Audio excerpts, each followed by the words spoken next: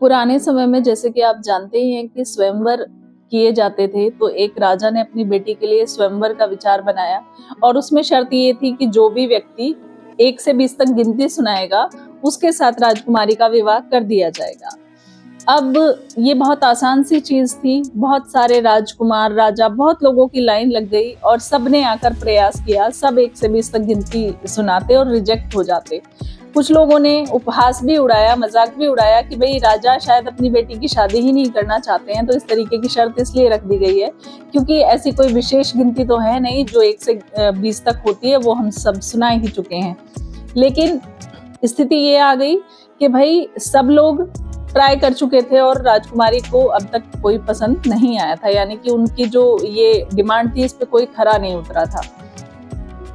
अब एक हलवाई आता है, वो कहता है कि मैं ये गिनती सुना सकता हूँ, ये बहुत ही आसान है, लेकिन मैं ये जानता हूँ क्योंकि मैं एक हलवाई हूँ तो मेरे साथ तो राजकुमारी का विवाह होगा नहीं, तो इसलिए मैं व्यर्थ ही क्यों अपना समय बर्बाद करूँ।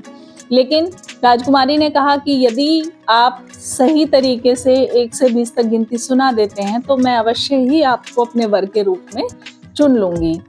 तो वो जो हलवाई था वो गिनती सुनानी शुरू करता है।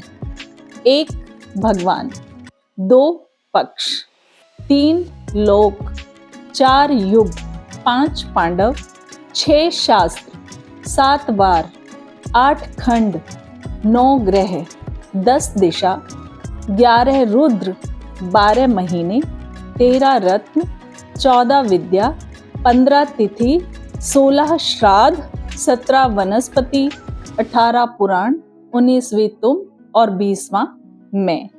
इस गिनती में संसार की सारी वस्तुएं मौजूद हैं। यहाँ शिक्षा से बड़ा तजुर्बा है। आप देखिए कि सारे राजा, राजकुमार सबको फेल करते हुए एक हलवाई ने इतनी तर्कपूर्ण बात, इतना तर्कपूर्ण जवाब दिया है कि राजकुमारी ने उसी को अपने वर के रूप में चुना और राजा ने उसी के साथ अपनी पुत्री का विवाह किया। तो इसलिए कभी कभी ज्ञान से ज्यादा, शिक्षा से ज्यादा तजुर्बा काम आ जाता है।